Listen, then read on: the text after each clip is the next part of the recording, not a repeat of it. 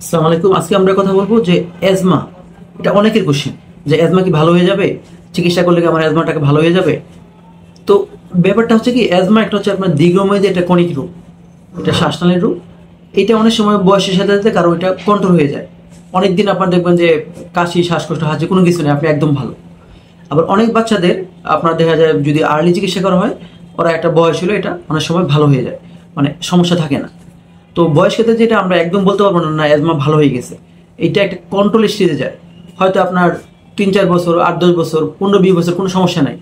আবার হঠাৎ করে একটা সমস্যা হলো, এটা ধুলোবালিতে গেলেন, একটু বৃষ্টিতে ভিজলেন, একটু ঠান্ডা পানি খেলেন, জার্নি করলেন, বা একটু ধুলোবালি কোনো কাজ করলেন, আবার বা একটু জ্বর হইলো, একটা ফ্লু হইলো, তখন আবার এরকম কাশি, শ্বাসকষ্ট চলে আসতে পারে। তাহলে এটা কি হয় যে অ্যাজমা একটা কন্ট্রোল স্টেজে অনেকদিন থাকতে পারে, এবং এই কন্ট্রোল স্টেজে আপনার কিন্তু সারা জীবন ওষুধ লাগে না।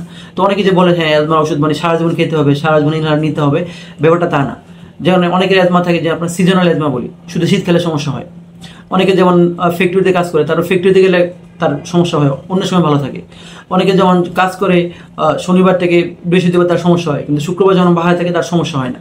তো এগুলো হচ্ছে অকুপেশনাল অ্যাজমা, সিজনাল অ্যাজমা, অথবা অ্যালার্জিক অ্যাজমা, যেগুলো যেগুলো আপনার যদি কন্ট্রোল হয়ে যায়, একটা পর্যায়ে আপনার দেখা যায় 1 বছর, 2 বছর, 5 বছর, 10 বছর, 15-20 বছর উইদাউট চিকিৎসায় ভালো থাকতে পারে।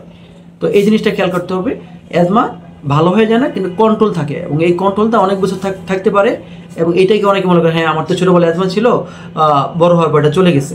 তো ব্যাপারটা তা না, এটা যে কোনো সময় আসতে পারে, কিন্তু অ্যাজমাটা কন্ট্রোলেবল। জি।